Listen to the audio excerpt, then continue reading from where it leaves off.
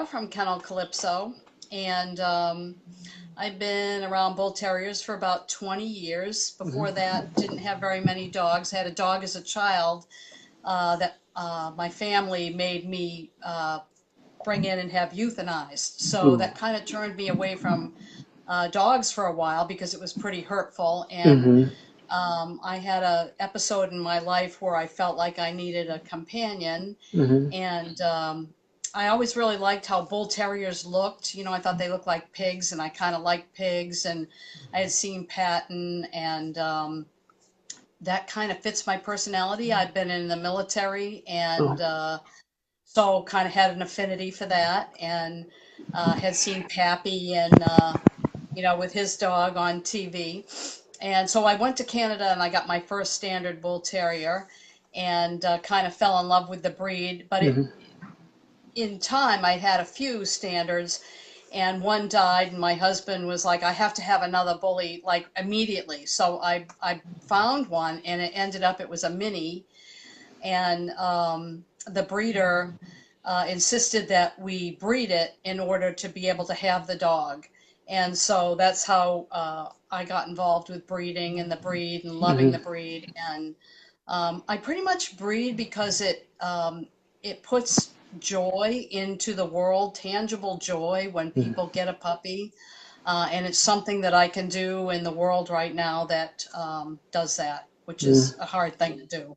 Right. So No, and that's kind of how I got started. yeah, that's awesome.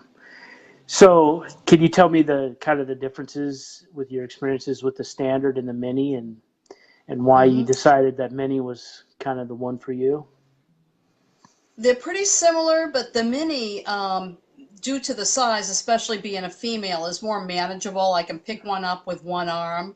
The standards, if you have one that's ill or something, they're much heavier and they're getting bigger and bigger. So as minis get smaller and smaller, the standards are getting bigger and bigger. They look pretty similar, although the minis are not quite as developed in the head Hmm. as the standards are. And people are more afraid of the standards. A big dog, a lot of people think they're pit bulls, that, they don't see many of them and they're not real educated as to what they are. Hmm. So things will happen like if you're walking a standard down the street, people will cross to the other side because they're afraid. Hmm. So I don't get that quite so much with minis. Hmm. Right. That's kind of the big difference. The diseases are a little bit different. Hmm. The minis have the standard was bred with small dogs, Jack Russell being one of them. Jack Russells have PLL, which is primary lens luxation. It causes a dog to go blind. It's genetic. And so the minis have that in their bloodline. We can test for that now, so that that's not an issue as long as you do test. But that's one difference. I think rage syndrome in standards is something that you see more common in a standard than in a mini. Okay. So, which is a dangerous disease. And what is that disease? It's where the dog kind of just goes off and goes crazy Uh and huh. will attack. Okay. It's believed to be genetic, It's and kind so of okay. yeah, Hmm. not a good thing. Interesting. hmm Uh, who was kind of your mentor in the mini bull terrier game? Who have you I've looked? had many, Hmm. especially ones since I started breeding. Hmm. So I have vets have played an important role, Hmm. skin vets, heart vets, eye vets, reproduction vets. But as far as breeding is concerned, I would say David Bioli from Australia. Hmm. I think he's about 90 now. He's been breeding for Wow. many, many years. And we went to Australia to import some of our breeding dogs and Hmm. stayed there for a while. My husband did, and learned a lot about his philosophy on breeding, a lot about the breed. He brought my husband around to meet many people that he had placed dogs with, and he used a breeding model that I really liked, where you place many of your breeding females as pets, and they come back to be bred, and they live with us. Okay. We use that model. So they live with us while they're being bred and while they're whelping their puppies. And we developed, we have a very large extended family of people that own our bull terriers that we're very close with. And it just is a win all the way around for the people that have those dogs and, you know, the interpersonal relationships that get developed. Our dogs live in the house with us. They don't live in dog runs or kennels. So, and we have a different setup than most people do. We have a number of houses. We have 3 in our neighborhood that the dogs, they're all the same house, same floor plan, but the yards are different. So one has a big backyard that looks out into a park. Another one has a more enclosed yard with lots of bushes. We have dog play pens, but we kind of rotate our dogs. Okay. So they're rotated outside, inside, from room to room, from house to house. Okay. So, you know, it's kind of a diverse life for them, Yeah. I hope. Yeah. That. What we don't do is we don't leave the house and leave 2 bull terriers together ever. I've placed dogs and have owners that do leave their dogs together, but typically, you know, bull terriers originally were bred to fight, and so that's part of their genetic makeup. They're very slow to anger, slow to fight, but if they do get started, they tend to not stop, and so it can result in some bad things happening. So and also they get bored. Like I've had a bull terrier, mini bull. When I say bull terrier, I mean mini bull. That has never chewed anything for years. They're like 6, 7 years old, never chewed a thing, and then all of a sudden you come home and your sofa is like chewed up. So I tend not to leave them alone where that can happen. So I wouldn't leave the house for 7 or 8 hours and leave a dog loose in the house. Right. Maybe the kitchen. Right. And so the mini bull terriers still kind of carry that lineage that a standard has with the, you know, the bull baiting and the fighting and stuff. So that's interesting. Yeah.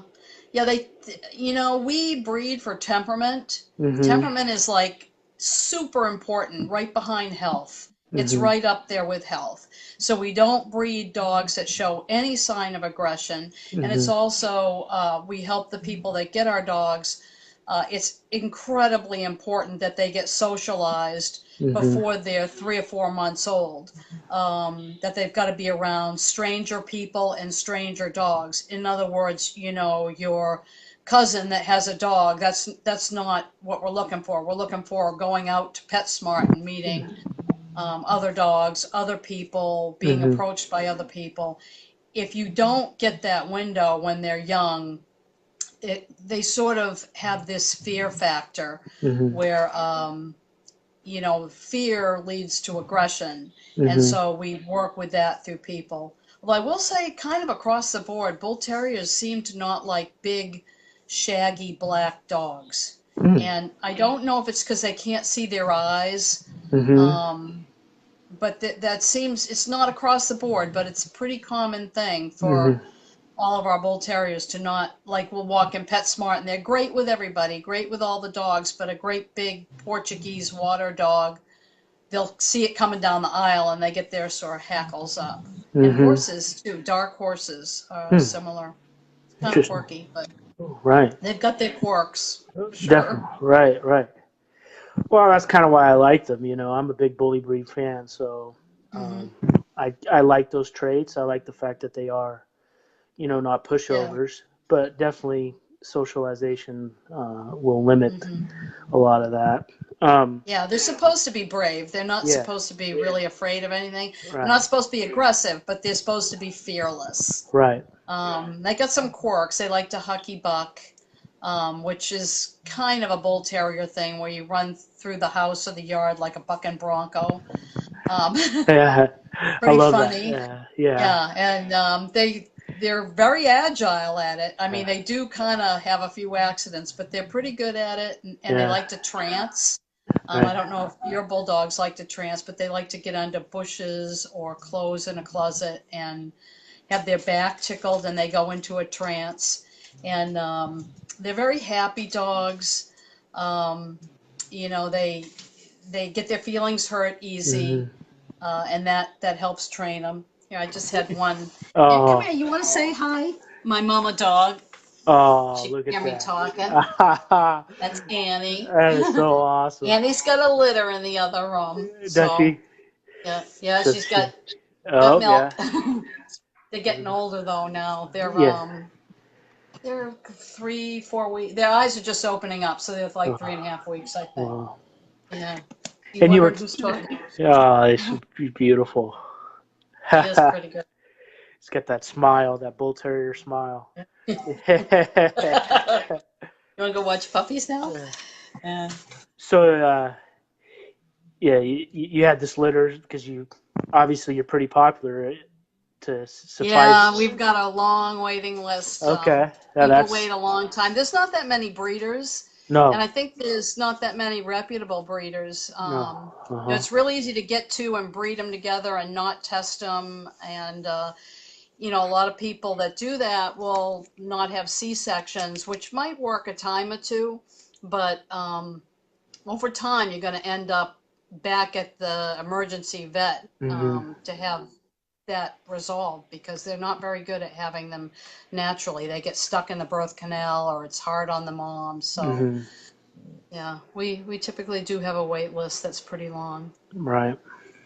The history of the Mini Bull Terrier, why were they bred to be mini, and how that happened, and was there any breeds that they introduced to make the smaller stature, or what was that? Yeah, the original Bull Terrier is this is a weird combination, part Dalmatian and part Bulldog and part English Terrier, which was a white dog. It's now extinct. And Dalmatian and Bulldog, I don't know whoever thought about putting those two things together, but that's a really weird, almost opposite combo. So when we breed, we try and get a balance in the body that's between the two. So, Bulldogs have that bowed kind of leg, and Dalmatian is very straight and more lanky. So you're trying to walk the middle ground. And then once they develop the Bull Terrier, they bred it with smaller dogs, and they think like a Jack Russell to get the size down. And that's where the PLL, which is the blindness gene, got introduced into the Bull Terrier. So, they just wanted a smaller dog. And the breed itself is not that old. I don't even think it's 100. I should know this, but I don't. I don't believe it's even 100 years old. Okay. So the head is not as cranked, then that's what they call it, is a cranked head. And if the nose is kind of lower, they'll call that a Roman nose. It's not as cranked typically as the standards, although it's getting there. And for me, that's a bit of a concern, because the more the head cranks down, the more it impacts the larynx and the breathing.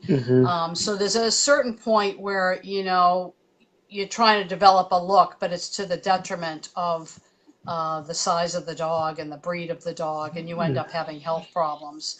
So we breed for health, then temperament, and then looks. And we do show our dogs. Okay. And the show world is all about what a dog looks like and how it's trained to operate running around the ring with its owner, and that's conformation.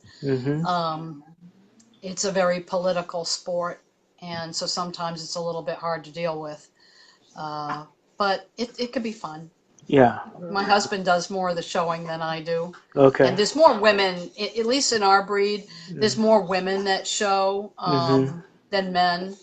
And so my husband moves about that world a little bit easier than probably I do. I'm a pretty opinionated person. Okay. So, I get and that. I like the breeding, and I like the marketing. I love photographing dogs. Well, It's probably why we have so many social media sites, is because I've photographed my bullies extensively for years. I had one of the first digital cameras, and I really enjoy that part of it. Right. Yeah. Well, I People. definitely. I mean, I've looked at your stuff, and it is top notch. So compared. Well, thank you. Yep. Thank you.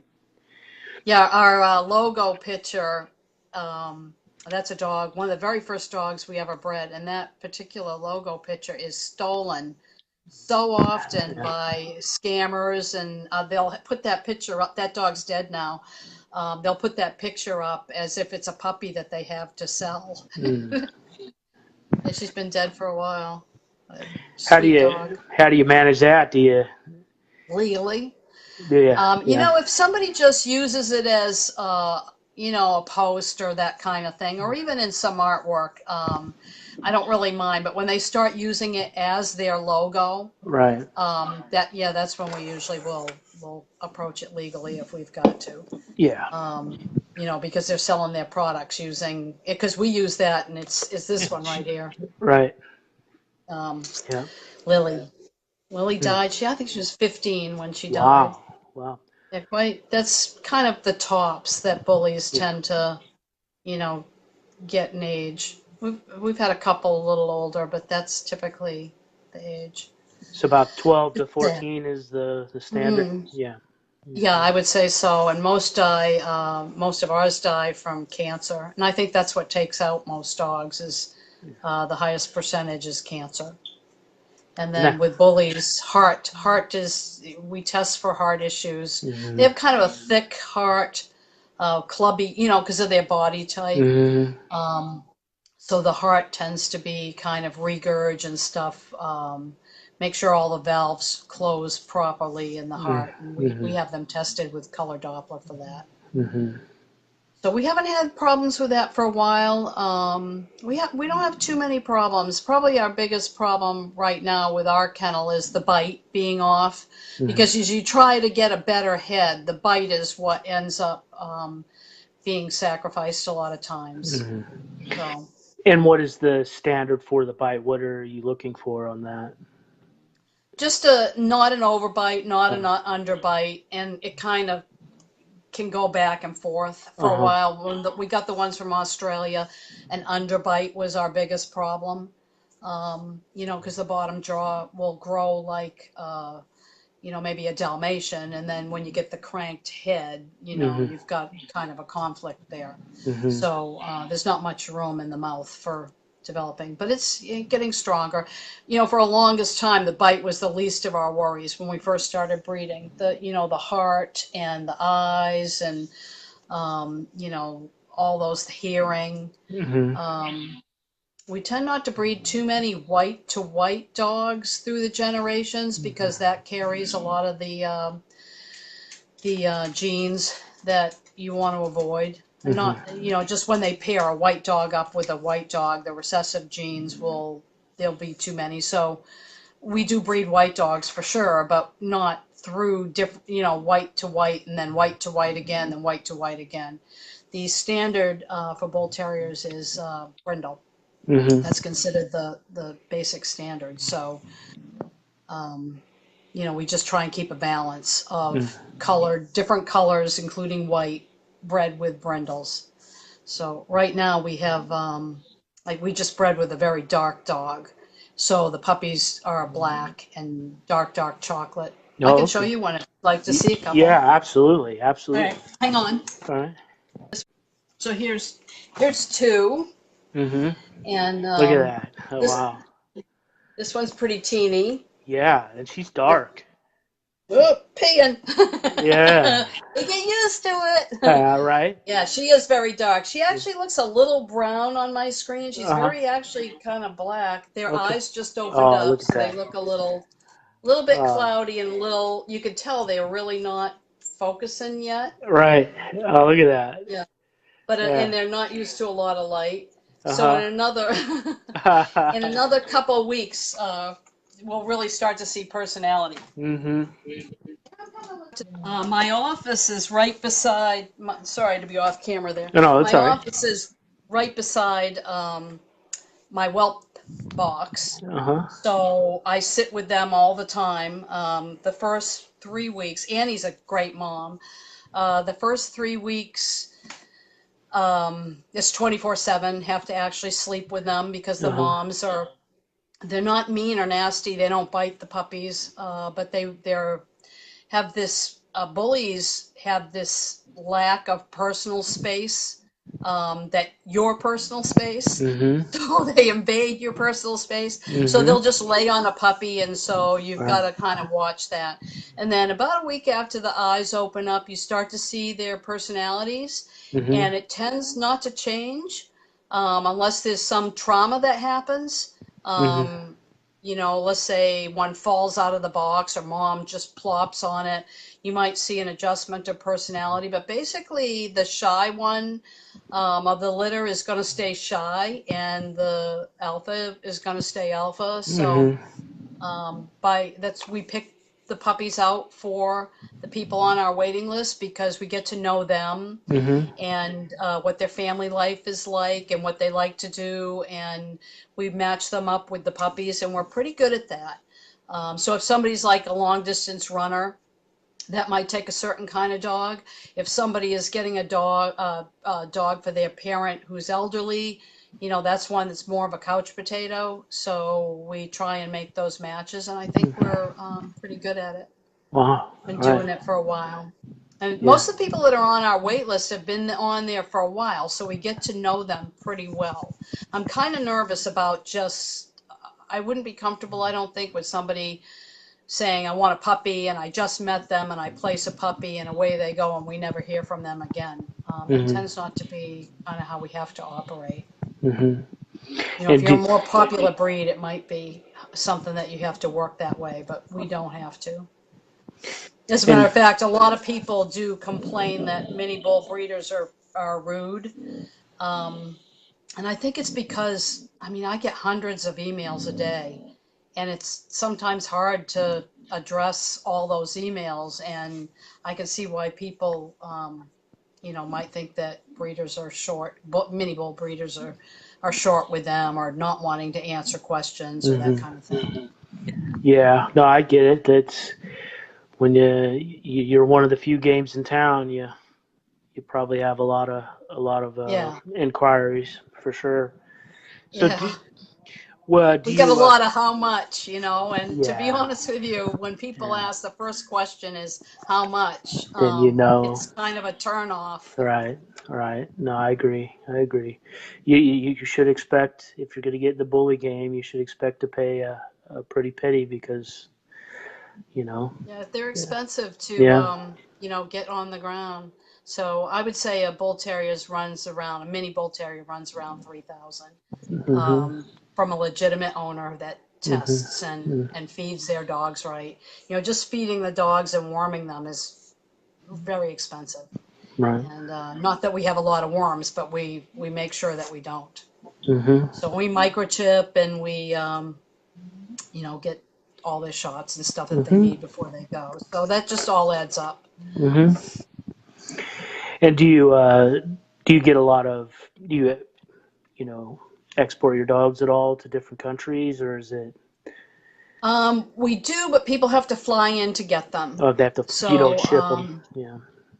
typically we don't. Mhm. We did ship ones to us from Australia, but my husband went there, and it's probably the only nightmare we've ever had, where the airlines separated my husband from the dogs. And when you go to Australia and you export dogs, you have to hire an export company. Right. So we did do that, but it didn't matter because the airline still separated my husband from the dogs, and they ended up in LA.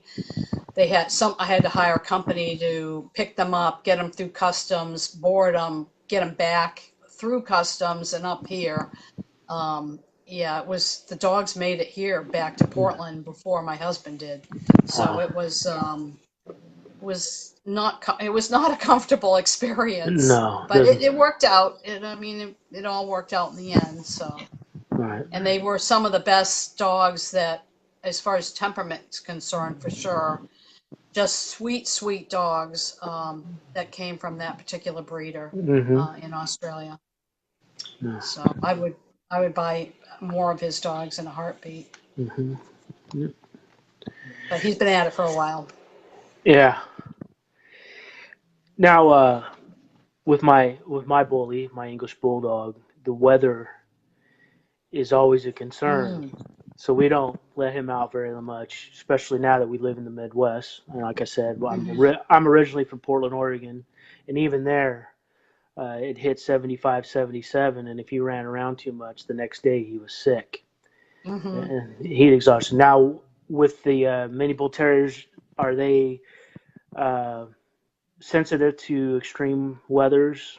Weather temperatures You and know, stuff. it's not too bad. I would say generally no, not really. Hmm. They can sunburn. However, if the head is really cranked and they have a compromised larynx, then yes, because they can't, a dog cools itself off by panting and through its toes. And so if it doesn't have a good flow of air that it can, keep up, that's when it's a problem. Hmm. And so our vet even is concerned about when we have our C-sections or we have to put a dog under for a procedure, they have to use an extremely small intubation tube down the dog's throat. So that tells you a lot about the heat exchange that happens. We haven't had too many problems, but there have been a small number of dogs um, that was an issue. And so if you have them in a hot car, that kind of thing, Hmm. even if you're in there. I mean, I never leave a dog in a car with the windows up or anything like that. But it's a warm day, your dog is in the back. Hmm. We've had a couple of incidences where, the dog is back there panting and you touch it and it's wet. And so we know that there's an issue. Hmm. And so that you have to, and I would think the more cranked the head is, the more that's going to be an issue. And I noticed that more and more information is coming up about laryngeal paralysis in mini bull terriers. We haven't seen any of it in our bull terriers, but I'm seeing more and more literature coming up in the club's Hmm. newsletter and what have you. So I'm kind of wondering that as the head gets more developed like a standard, is this becoming more of an issue with them? Hmm. Hmm. That's an unknown as far I'm been reading up on it and trying to figure out what's going on there. Hmm. Because it seems like it's kind of a new thing to me anyways. And what exactly is that? That's like a. I'm not really positive. It's just where the larynx isn't operating really well and they stop being able to breathe. Hmm. And I understand that they can give some kind of shot to try and relax that. Hmm. That doesn't always work.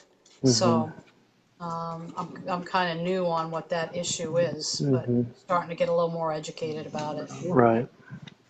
Well, Normally have C-sections yeah, when you. yeah, they can whelp naturally. We don't do that. I mean, when we first started breeding, I had my first litter, and there was a long time that the dog was in labor. So Hmm. the second time when the dog's water broke, I thought, oh, I've got, 7 or 8 hours, and it was almost time for the vet to open up. So I thought, well, I can hold off an hour. So I did, and I was on my way to the vet for their opening, and I've never had children, but I put my hand on the mother dog and I could feel the contractions, and it was like a piece of cement. And I'm like, holy smokes. So I thought I better get to the emergency vet. And I was going in circles trying to find it. And the police pulled me over. I'm like, oh man, I got to find this vet. And finally, I got there and I pulled the dog out of the car, and half the puppy was out of the mother. And Wow. I left her laying in the parking lot and ran in. It's like, I don't know what to do. And it was just stuck. It was not in the sack any longer. And it was just stuck. It's like, that's it. I'm never doing this again. So they got the one puppy out. It was dead, and sent us on to the regular vet to do a C-section. So um, it's just too hard on the mom, and I think it's like a gamble that if you don't do a C-section at some point in time, yeah, you won't have to pay. For a vet to do the C-section, if everything goes completely smoothly, it's about $3,000 or $4,000, and yeah, you would save that money, but it's just not worth it. And we only breed our females twice. Okay. So I don't want to keep on cutting them open or anything, but we do transcervical insemination, which we test the hormones to determine the exact time of ovulation. And so then we collect the sperm, and that's done with a cannula that they actually insert inside the female, not surgically, to exactly where it's got to be up in the uterus, and then they deliver the sperm. And so that tells us exactly pretty much when we're going to deliver our puppies. Okay. And so when we get really close, we start testing the hormones again, and we watch for the correct numbers, and then we bring them in, and they do the C-section at that point in time. So it's pretty scientific, you know, Right. as far as the timing goes. I think because of this, it's anecdotal, but I think we have more females. Okay. And the timing, we're not surprised by a dog going into labor by accident. I mean, that's never happened so far. So that's pretty nice. Although the vet, we have a brilliant vet who has that math down to a science as to exactly when it should happen. And she times it pretty darn close. We don't lose too many dogs. So Well, that's I got an audience of one over here. That's funny. So where's that voice coming from? She's very social. They all are. They all really like people. Bull Terriers, Mini Bull Terriers, really like people, love children, like animals, have a lot with cats, tend to place opposite sexes together versus two sexes that are the same sex, you know, two males, two females. It does work, but I think it works better with a male and a female if you have two. So, and the females are typically the dominant alpha. That's been our experience. Okay. So you think, like, you know, I'm a big toy breed fan as well, besides my bullies. Like, I have a Shih Tzu and I love her to death. Would a Mini Bull be all right with, say, a Shih Tzu as long as it was raised with it? Yeah. Yeah. They do really well with other breeds, big and small. They're not always alpha, but they kind of tend to be. But kind of depends on the dog too. I think bullies like their owner to be the alpha. They like a strong owner. Right. And if you don't step up, they will step up, and then that makes them a little bit more unsettled. You know, I think they like the owner to be alpha. So I think when we place dogs, the only time we've, you know, had any rough patches is if we get an owner that's really weak and doesn't really know what they're getting into with the strong, you know, strong personality of a Bull Terrier. Because if they start to push you and they think they can get away with it, they'll start playing with you, you know, as far as pushing goes. So, you know, you gotta be strong with them, but not aggressive. You know, they're not aggressive. They just won't do. They have a mind of their own, right? And they won't do what you tell them to do. Right. So, right. You can usually find something that motivates them, though, food or a toy, or they get their feelings hurt very easy. So, you know, if you scold them and their feelings are hurt, that will motivate them to do, you know, kind of what you'd like them to do. And would you say that, would you place one of your dogs with somebody with a, in like an apartment situation? Would that be? Yeah, they're actually really pretty good in apartments. It's nice to have a yard. I've had dogs in New York City that only have like a rooftop. You know, kind of depends on the person. If it's the kind of person that's going to take their dog out and, you know, to take them on the street and take them in parks and take them all that. If they're that kind of person, that's great. What would not be great is somebody who lives in an apartment who is a bit antisocial, you know, and doesn't want to take the dog out, because they do need that burst of activity. They're sort of couch potatoes, and they're also, you know, they like to hucky buck around, and they'll be doing that in your house. But they're actually pretty good in apartments, good with cats, good with Mm-hmm. children. You know, the older ones are more couch potatoes. Mm-hmm. Gonna go to sleep, Dave? That's awesome. So they probably want to keep their weight down, just like I keep my Yeah, bully on under 50 pounds and under, just because yeah. bulldogs have a lot of health issues. So this kind of the same Hmm. with the bull terrier. Yeah. Try to And a manage her little bit weight. of food, a little difference in the amount of food that you feed them Yeah, will add pounds I on know them it. really, really Yeah, quite quickly. hmm It's amazing. it is. Yeah. Yeah. And we feed a lot of diverse food here, a lot of fruits and vegetables. Okay. We do raw when we can. Hmm. We tend to not do raw with gestating females Okay. or puppies. No, no raw for under 6 months old. Mm. Their intestines are still delicate, and so even with the finest of ground up bones, they can, hurt the intestines. Right. At least that's what my repro vet says, and Mm. um, she's pretty well world renowned for her skill. Okay. Uh, we take a lot of her advice, but she works closely with us. Hmm. When we have stuff go wrong, she does a lot of research and writing of papers and that kind of stuff. So when we Mm. have stuff go wrong, she's very involved with what are we doing, what works, what doesn't work, that kind of Hmm. stuff. It's real easy to lose puppies when they're young. Hmm. For oftentimes you don't know the reason, Hmm. what is going on.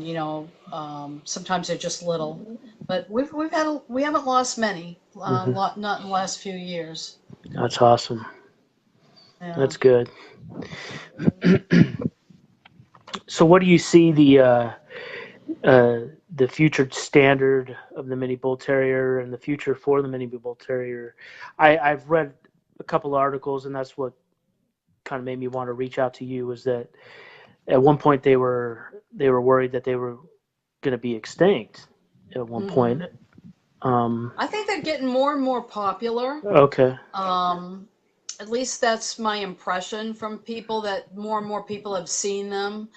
Um, I noticed that the people on our waiting list tend to be more in the Pacific Northwest than they were when we first started out. When we Hmm. first started out, they were coming from everywhere. Hmm. I'm mentoring two different families to start breeding. They've Okay. got our dogs. Um, so I'm going to help them through that process because it is a big learning curve, learning to breed bullies. Hmm. Um, and the commitment that takes, that you just can't have a litter and walk away and go to work. Hmm. You've got to kind of be with them, and there's a lot of things to learn, tube feeding and, um, other things, just simple things like constipation and getting cold and that kind of thing. So I think they're getting more popular. Um, yeah, and I think they're starting to look more and more like standards. I hope that doesn't impact their health, with the head. When we show them, the pool is still pretty small. Um, and the gene pool in general for bull terriers, mini bull terriers, is really tiny. Hmm. And that's something that we're really careful about. And, it's hard to overcome when the gene pool is really small. Right. The PLL gene was discovered, I want to say, 5 or 6 years ago, and PLL causes a dog to go blind virtually overnight. So they discovered the gene, and now we can test.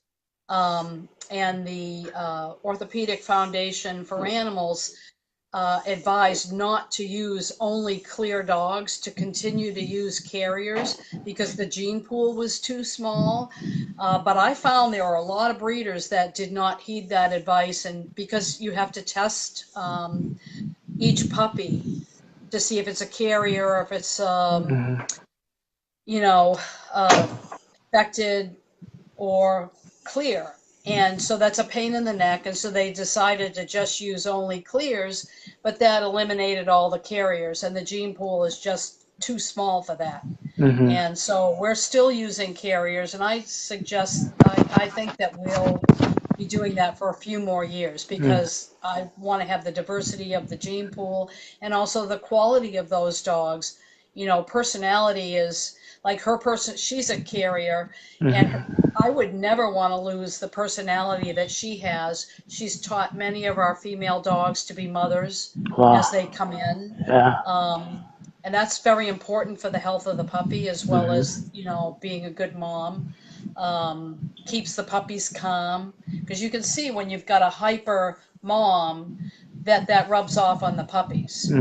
So, you know, keeping that gene pool very diverse and not just thinking about winning as a show dog is really important. Right.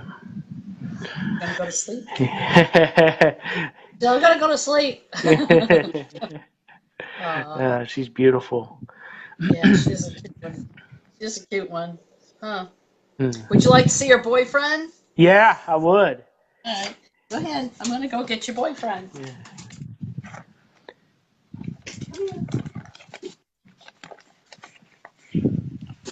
All right. This one's more of a beefaroni here. Oh, look at him. Yeah, you can tell. Yeah. Wow. Right, Your bigger head and everything. Yep, this is Antares. Oh, I love the color. Say hi. Hey. Yeah. He says, I was sleeping. I was sleeping in there. Oh, that's awesome. Up. Yeah, he doesn't know what to think. Yeah, he's a really good boy. How much does he weigh? I would say he's got a lot of muscle on him. Yeah. I would say he weighs about 35 pounds. 35? And she weighs about 26, I would say, something like that. So but he's not quite as measurement-wise as big as her. But, you know, as we breed, walking that line between Dalmatian and Bulldog, you have to constantly be looking at your pairings to make sure that you get, you know, something down the middle. Right. And then because of the PLL in Australia, they were allowed to breed standards with minis to try and diversify the gene pool. And because they didn't know what was causing the PLL, they knew it was genetic. So when those dogs, the interbreds, they were called interbreds, when they would breed with a mini, those would then be called minis. And if you brought them into the United States, you had to have a DNA test done to prove that they were minis. And that caused the size to pop up of the minis. So that was something breeders were kind of struggling with for a while, is that, you know, these dogs that were interbred caused that size. So they still don't breed 100% true. So you can have a litter and one can pop up in there that's, you know, considerably bigger. We always kind of really tried hard to keep the size down. So we don't have that as too much of a problem. But, you know, we've got that Facebook page, the AKC Facebook page, that has quite a large following. And so I get all kinds of questions from people. And a really common question is, my dog is 65 pounds. Is it a mini? Or I was sold a mini by a standard breeder who told me a mini is just a small standard. It's not. It's genetically different. And you can do a DNA test to prove that it is a mini. I think that test runs about $75 or $80. Okay. So it is possible to tell. But the common con right now that I see is standards being bred and being sold as minis, because people quite often can't tell from a puppy if it is a standard or a mini, if you're not skilled about that, or they lie about the age, because they're quite a bit different in size. Yeah. I would probably be able to tell. I've done this long enough. I can tell by looking at the eyes of a dog kind of what the age is. So that tends to be a standard con, besides the other cons of putting a picture of a dog up there that's not the one that you end up getting. But they're expensive, so that's why that's kind of what makes me nervous about it, is the price of a mini that's bred correctly is expensive to produce, but it's pretty cheap to just have two dogs in your backyard go at it, and one is, some other breed completely, that then it looks right, and that's what they're peddling on the internet. I would say if you're going to buy a mini bull that from a breeder, that breeder should be breeding for at least 5 years, because when you have problems and you go back to that breeder, you need that 5 years of experience to be able to help that person with the problem that they're having, whatever that might be. Right. And can you explain the differences in height and weight? What's the standard for the standard bull, and what's the standard for the mini bull as far as like the AKC is concerned? Oh, brother, off the top of my head, I believe the mini is 13 inches and a range of 13 inches, and the standard is, I want to say, like 16 or 17 inches, maybe 18. I'm not sure. I know you can go on the AKC site and they'll have it drawn out for you. A standard now, they're getting bigger and bigger. Yeah, I and noticed that.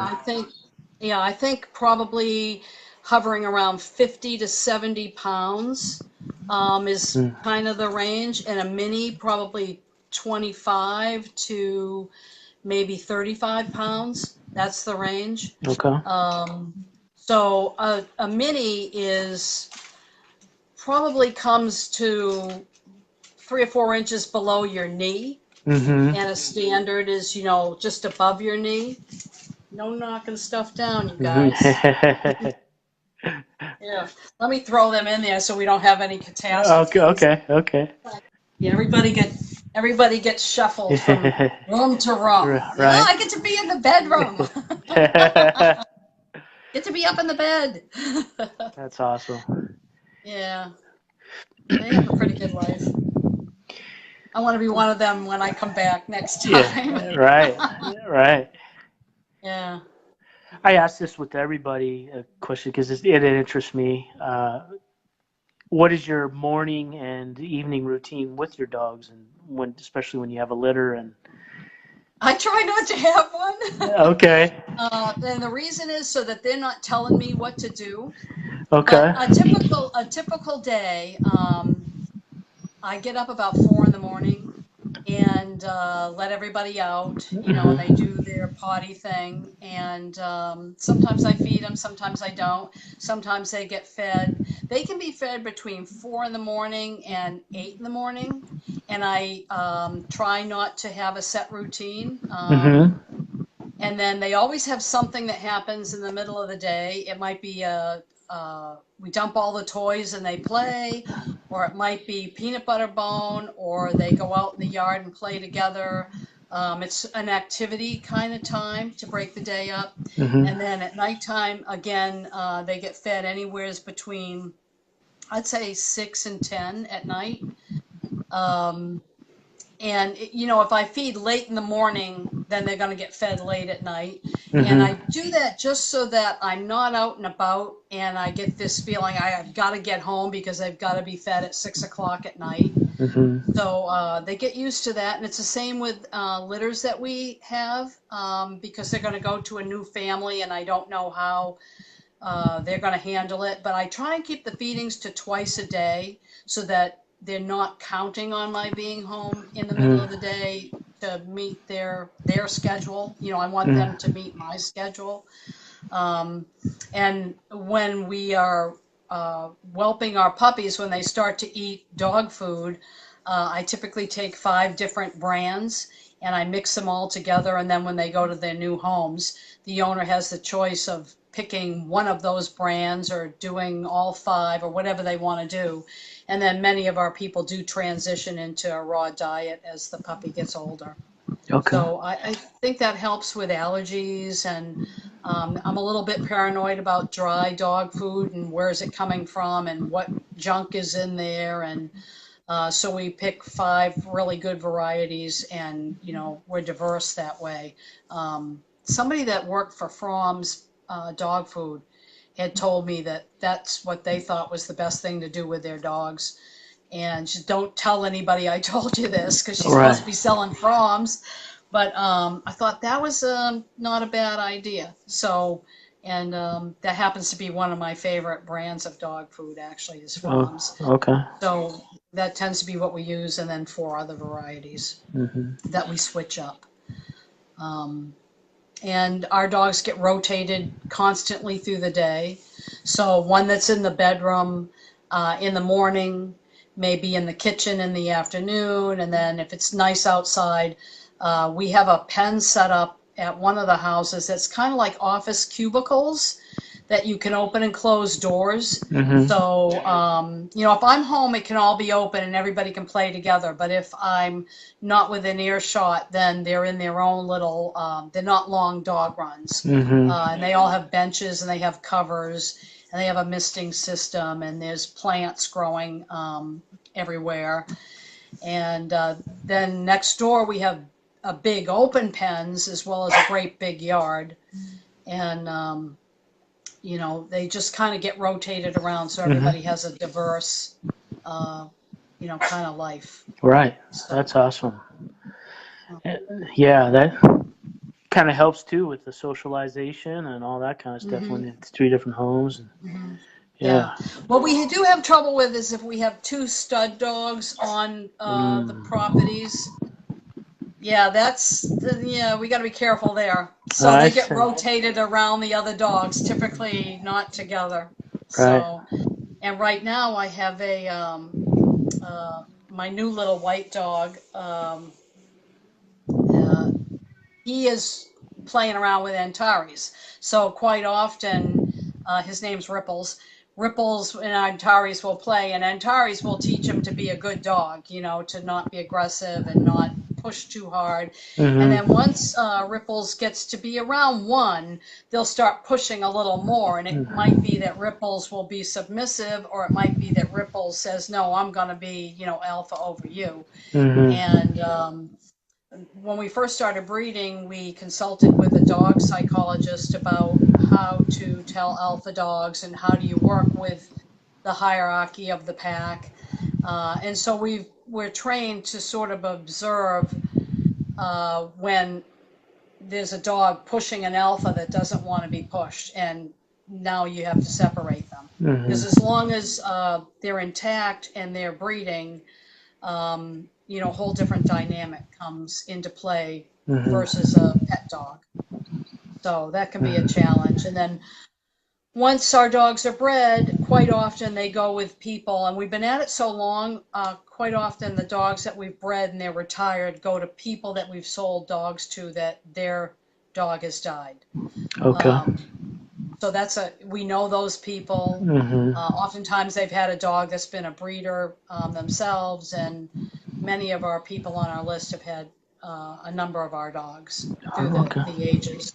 Okay. Our breeding program, when they go to live with people and come back to be bred, what they get for that is they either get their money back or they get a puppy.